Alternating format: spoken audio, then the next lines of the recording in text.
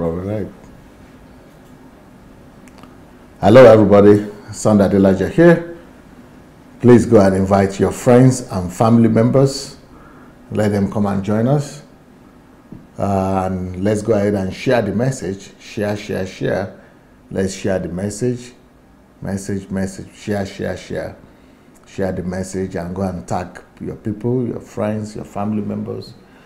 Okay, we continue our teachings today. We are teaching on self-leadership equals possibilities. Self-leadership equals possibility. Now, for you to be able to,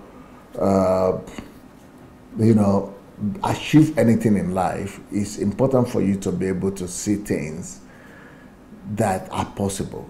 As a leader must reason in the area of possibilities. You have to think possibilities rather than thinking impossibilities. Like yesterday I spoke about people who just acknowledge the obvious, the things that are happening around them. They go through life only with their five senses. And if you go through life only with your five senses, then you don't have too much possibility thinking in you. You can only talk about things that are happening. You are only reflecting the reality, real events and real things that are happening in real life. So you'll be limited by the things that are happening. But leadership is about vision. Leadership is vision. Leadership is ability to see. So if leadership is vision, if leadership is the ability to see, and then, a leader must be a positive thinker. A leader must be somebody that, that believes in the ability to do what he sets out to do or what he says. So a leader must see possibilities. A leader must think in terms of possibilities. And that's what it is, the ability to see the things that he is seeing that are possible to do, is assurance that the things that he is seeing are possible for him, that they are attainable, that they are doable. That is what pushes a leader to stand up and to go and do what he plans to do.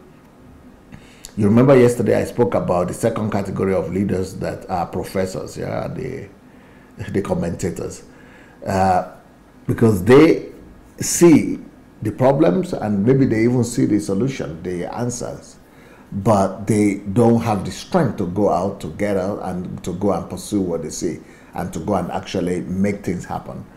Most of the time, what stops them from doing that is because they don't have the possibility thinking.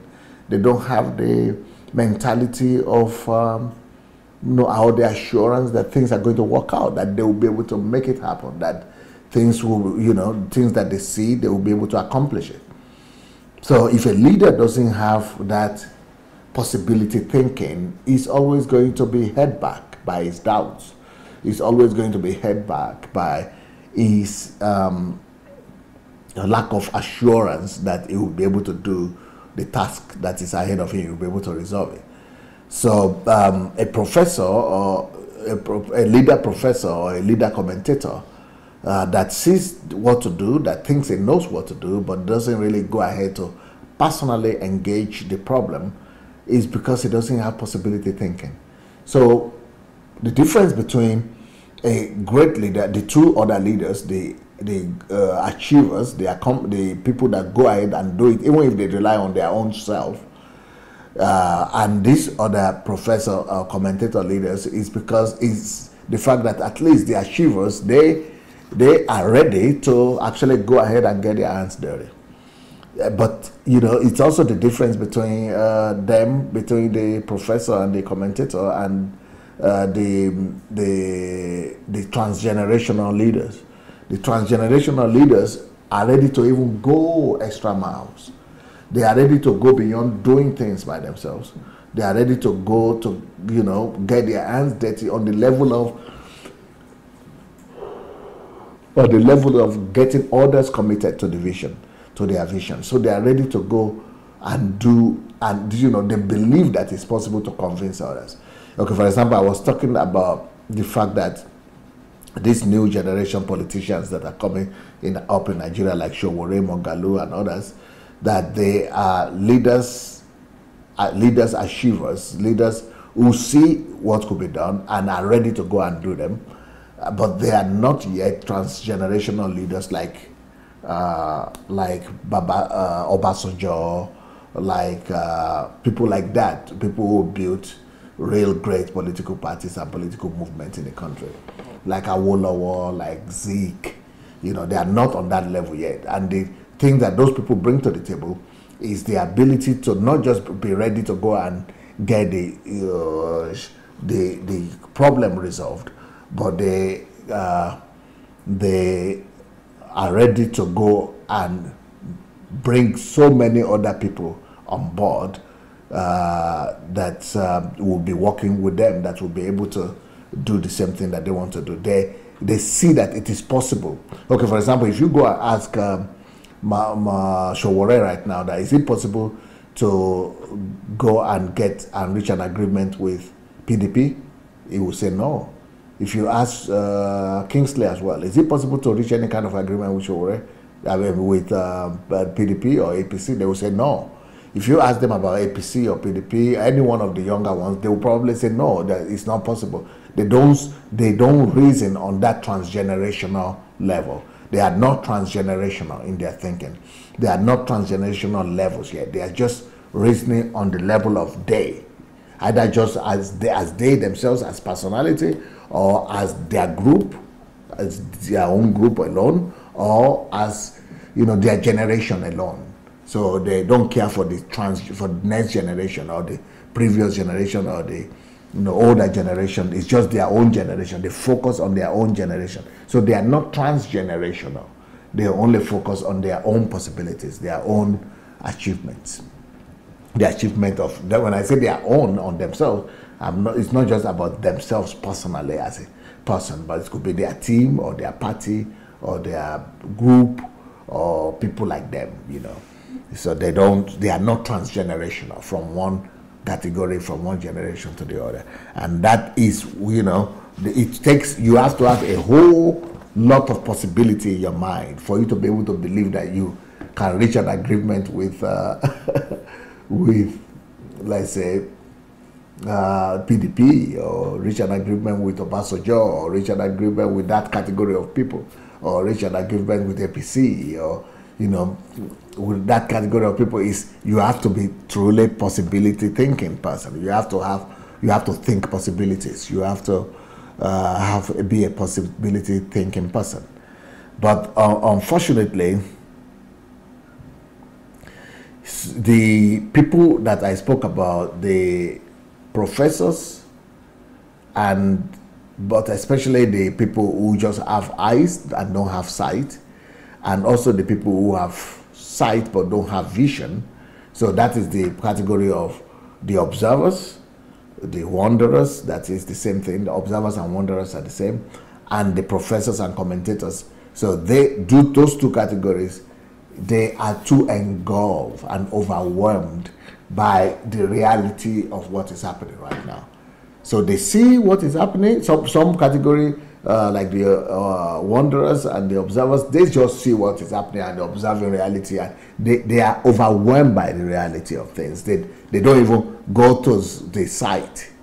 So, but then the second category of people, the professors and commentators, they see the reality of things, and they also see the way, to resolve the issues, but they are also too overwhelmed by the, by the problems, or by the, trouble, or by the challenges, or by they just don't have the capacity to stand up. The reality has overwhelmed them. So those two people, they are more driven and focused by reality. The reality is the determinant factor for them. The reality is what is determining and deciding for them how they act or they respond.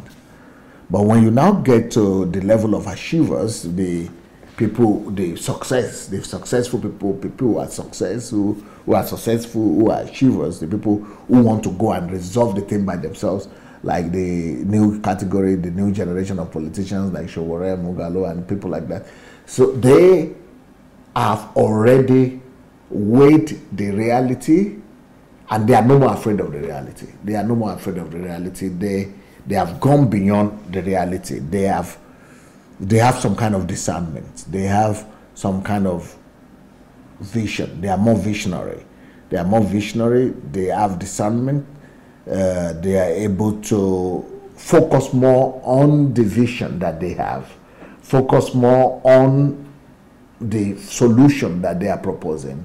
They see that to be stronger than the reality, but they are also still very big in that picture. They are the ones to bring that vision to pass. So they are focusing more on their ability or on the vision. But the transgenerational visionary leader, or the transgenerational leader, he sees more. He sees the reality, but he sees more the vision to be bigger, and he sees himself, but not at the same level of the vision. He sees the vision bigger than himself. He sees the vision, that will incorporate other people. He sees himself, and other people are implementing the vision. But the question with PDP and APC, I'm sure many people will argue with me that PDP and APC are on the level of, transgenerational leaders. Are they transgenerational leaders? What is the vision that is so big? If transgenerational leaders also have vision, and the vision is overwhelming, it's bigger than them, and because of the vision, they bring in other people. So what the question now would be for APC and PDP, what is the vision they are saying that is bigger than them? What is the vision that they are saying that they are bringing in other people to the table to resolve? A lot of people would think that the vision is national cake. Maybe it's true that the vision that they are seeing that is bigger than them, that they need to bring in more people in to get to, is the national cake. I think they want to share the national cake. They want to cut the national cake, and they know that for them to get to that national cake, they need to bring as many people in as possible. So, but I'm not discussing the vision that they are saying. That's not the point. I'm just describing the leadership that we, the kind of leaders we have, the kind of that a transgenerational leader sees that vision, that national cake, as so important, so big and so important. It's so clear for them what they are seeing. They are seeing that they are seeing the vision of cutting the national cake, that the desire and the clarity and the possession, the obsession to get to that national cake makes them to reduce themselves and cooperate with others, bringing other people on board, so that they will all get to that national cake. But with the achievers, with the young lions, maybe it's not the national cake they are saying. I want to believe that their focus might not be the national cake. Their focus might be change. Maybe they want to make a difference. But that change has not been painted. It's not overwhelming enough for them. They are not seeing the importance of that change to the level of loosening their own grip on their ego and reducing themselves to bring in all other players who will also be able to reduce themselves, so that the change that they are seeing will be bigger than themselves. Right now, they are still on the level of the third level of leadership, visionary leadership, whereby they see the vision, but the vision is not as big as themselves. They are still seeing themselves bigger. Their ego is bigger than the vision, whatever the vision is that they want to get to. So, I hope this is not a little bit too... so when we talk about possibilities, the possibilities is connected to themselves, that I can do it. So their own possibility is that we can do it. our generation, I can do it, our party can do it, our people, you know, is still connected to them. So their possibility is they can do it, it's connected to them. But the possibility of transgenerational leader is that we can do it. And they are ready to go to any length to incorporate others, so that because the vision they are seeing is so big, and it's not actually we can do it that is their focus. Let me say, it is that vision that is in front of them, that is that national cake. We have to get it. You know, they are also selfish and egocentric, mainly selfish and egocentric. But the national cake that they want to get, the interest to get that national cake, to them is overwhelming. The vision that is there supersedes. You know, they know that by themselves they will not get to that national cake. So they are so focused on getting that national cake that they will bring in as many people as possible just to get to that national cake. They know that when they get to that national cake, all of them will have a piece of it. But these ones, they might not be thinking of national cake, but whatever they are thinking of is not as big, as consuming as their ego that I can do it. They are still more focused on themselves. So that is the third level that we have right now. So of course, I'm not talking again about the first and second level, which is the first level of observers, wanderers through life, and the second level of professors and commentators. But possibility is for you to really get the maximum result that you want. This category, this third category of achievers or success people, the young lions that as I call them, they have to embrace possibility, that everything is possible, and that this thing that we want to do should be, you know, first of all, they have to paint the picture, the possibility picture, and make it, just like the national cake is big for those other ones, you have to make that vision of what you want to do big and bigger than you, bigger than your generation, bigger than your party. And it is when you can make the vision bigger than yourself like that and still believe that you can get there, that is when you become a transgenerational leader. That's when you'll be able to incorporate as many people as possible, whoever, you know, you can incorporate as many from any generation to go and get the job done. But maybe what I'm talking about now is too high. It's like I'm talking cosmos, so like we say here. I am talking space.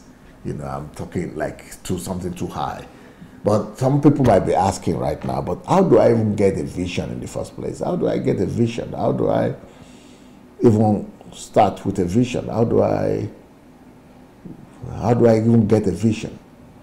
Well, you know, we saw that in the Bible, in Matthew chapter 16, that true vision, that really true vision, that is what living for, and that is what dying for, has to be impacted by God or by the Spirit of God. True vision has to be dropped into your mind or into your spirit by God, like what we saw with Peter.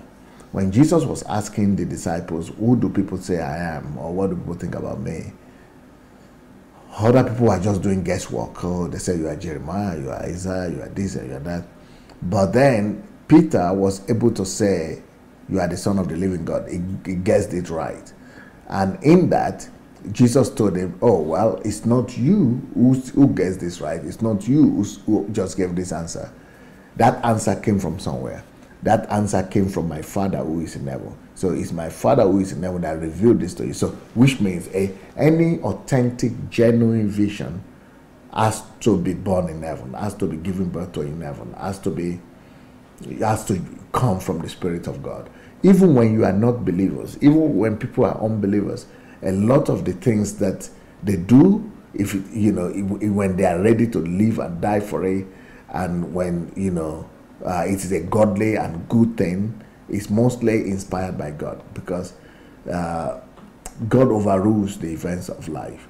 So in this case, we see the scenario of how it happens when God drops something. It drops a word in the heart of Peter, And that word, it becomes the driving force, that it becomes the vision that you are seeing.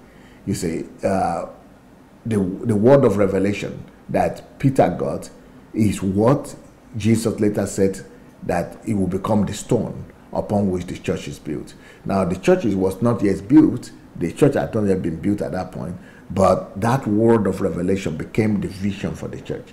So Peter now became the leader of the church, and he became the one that got the word. And because he got the word, they could see the vision of the church that God was going to give birth to. So the person who has the word is the one that has the vision. So, and there are two ways to get your vision in life. One way to do it is to look into yourself, introspective. You look into yourself and look at the gifts that you have, the abilities that you have, you look at your likings, your desires, your burden, your love, your hate, just by examining yourself. And I have a whole book on that. It's called Who Am I? And also I have a whole series on teachings on that. It's also called Calling and Purpose series. Calling and Purpose series. It's on YouTube, on your SoundCloud, and Telegram. So you can go and look for them and discover by looking introspectively into yourself, how you could actually discover your vision, your calling, your purpose in life. And there's the other way for you to discover it, is for you to discover directly from God, for God to drop a word into your spirit, for God to reveal something to you like he did with Peter. So there are two ways that God, that you can discover your calling or your vision. And it is by looking into yourself and by looking onto God. But that is not the seeing that I said, because even after getting your vision from God or your calling from God, you still need to develop yourself. You still need to be able to study. You still need to read. The more you know, the more you read, the more you study, the more you begin to grow deeper, and the more insight you begin to have. And the more insight you have, the possibility for you to have foresight. So you cannot have foresight without having insight. So you need to, and for you to get insight, the way to get insight is to study. You need to study the area. So first of all, you get a leading from God, or from discovering yourself, the area of your calling. And once you discover the area, or you get your premonition about the area of your calling or your purpose in life, then you begin to study. You begin to study that subject. You begin to read. When you read and study and do research in the area of your calling, then you begin to have insight into that subject. You have insight into the subject, and after insight into the subject, you'll be able to be an insider into that subject. After that, then from that insight, you'll be able to get also foresight. So it starts by you discovering your calling, your passion, your area of calling, either by looking into yourself introspectively, or you could ask God for it. God will give you revelation one way or the other. So those are the two ways you can get your vision. But after getting your vision, it's different from being able to see problems, see solutions, not just look through life, because a lot of people know their callings and their purpose in life, but they are still in that category of wanderers and observers, because they are still looking with their physical eyes, and as long as you are just looking, you cannot see. So for you to now go from looking to seeing, you need to begin to study. You need to begin to develop yourself, to do research. And the more research you do, the more studies you do, the more you begin to see now. That is how your mental eye begin to see. That is how you acquire sight. So you don't just have eyes, you get sight now. And you don't just look, you begin to see. And but for you not just to have sight, but to go from having sight to having vision, then is when you need to study more. So you studied and you got sight. You begin to not just to look but to see. But that's not enough. For you to go from seeing to vision, you will need to study more and then think more. And it is through that thinking process that you begin to see what to do. You're going to have a vision and an understanding of how to resolve the situation before you. And then the more you study and the more you see, that will take you from the category of a professor that just knows, or commentator that just sees what to do, that just knows what to do, into the passion that will now spur you to stand up, to want to go and do something about what you are saying. It is the more the burden, the more you see the burden, the more the reality of, you know, what you are, you know, the vision, how to resolve the situation is overwhelming you. That's what makes you to get up to want to go and do something. But to now go and become transgenerational leader, that you need to have more common sense. You need to really sit down, have a lot of patience, have a lot of burden, but have a greater clarity of your vision that you are moving towards, and be totally obsessed by that need to get to the spot you are going, even if you need to sacrifice yourself or your ambition in the process. Okay, guys, I've been talking to you a lot today, and so I'm going to end this message of today by asking you to go and join my mentorship program, which is on sundayadelajablog.com/mentorship, sundayadelajablog.com/mentorship, sundayadelajablog.com/mentorship.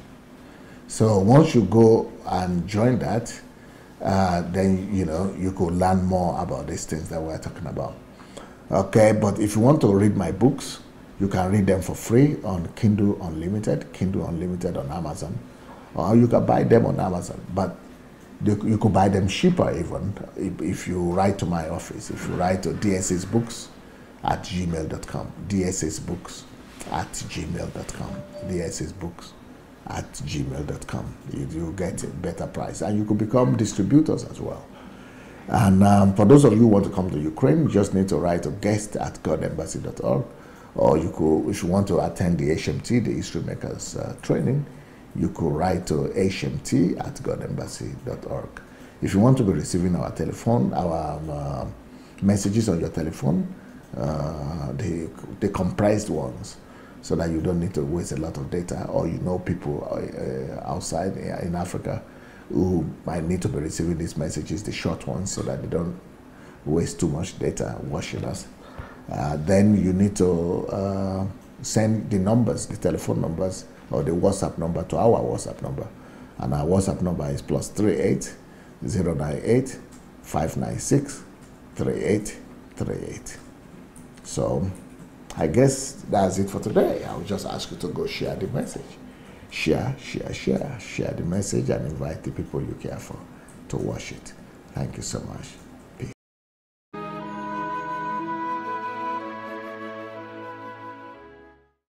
Hello everyone, my name is Ike. I pastor a church in the city of Winnipeg, in Manitoba, Canada. Actually, I'm a Canadian. I visited Ukraine for the first time last week, and it's been an honor to be in Ukraine. Pastor Sunday and I connected in 2007, and it's been a little while now. I've been trying to be here, but I just give God praise that it worked out all well right now. My first impression about Pastor Sunday was just very spectacular. He's a big man of God, and but I saw something unique about him, very humble. Our first meeting was so impressive.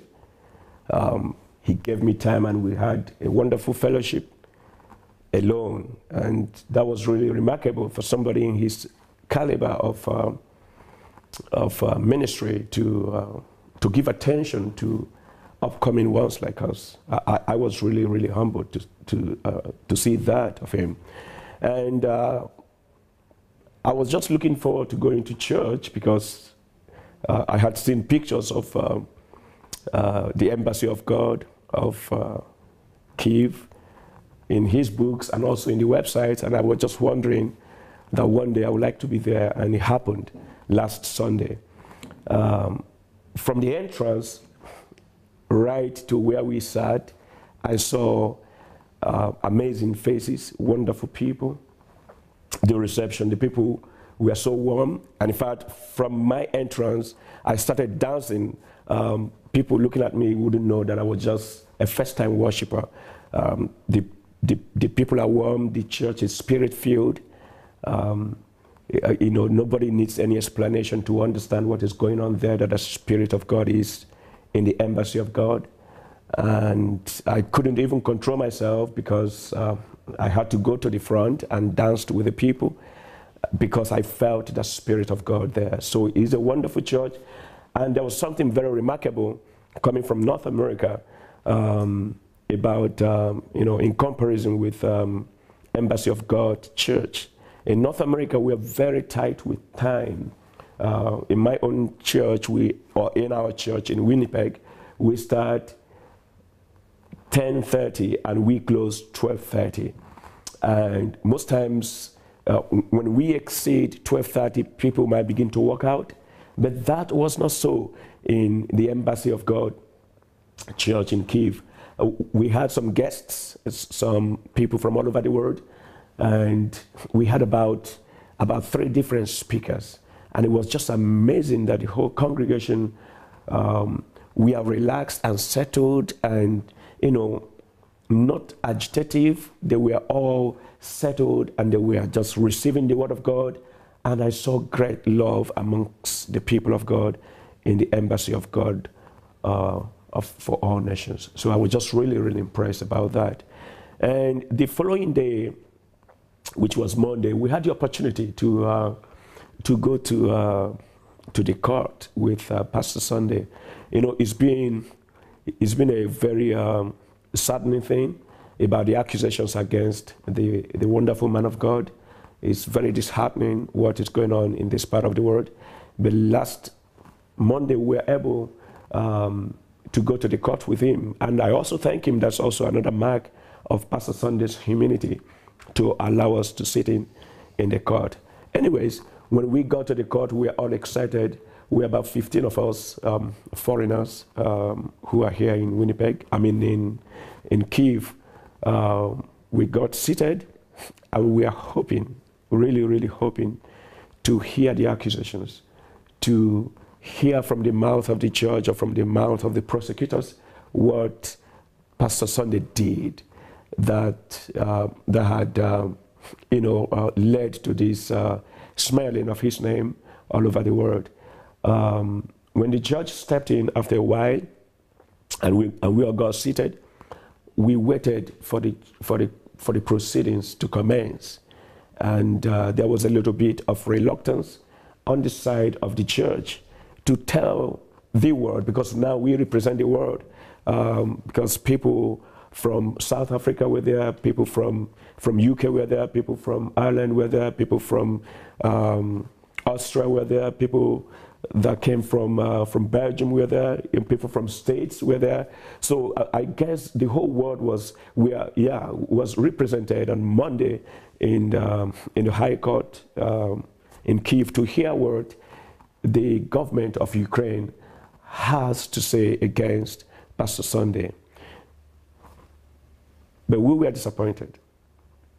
We were disappointed. I guess when I say we were disappointed, I mean to say that the whole world was disappointed. The reason why I say this is because the church could not proceed with the court case because he did not want the whole world to see that all these allegations, all this malicious hatred against Pastor Sunday were unfounded. And that was really, really made public and in fact to the whole world on Monday by the judge's decision to cancel the sitting and to cancel the one that was coming up in 2 weeks' time or next week. So I'm thankful that this opportunity has been given to me to speak on this situation. The accusation against Pastor Sunday is false. Is very, very, very false. And I am appealing to everybody that is hearing this broadcast to take the message to your people, take the message to your government, take the message to people that would listen. Pastor Sunday is accused for something that he had no idea about. It's not part of it.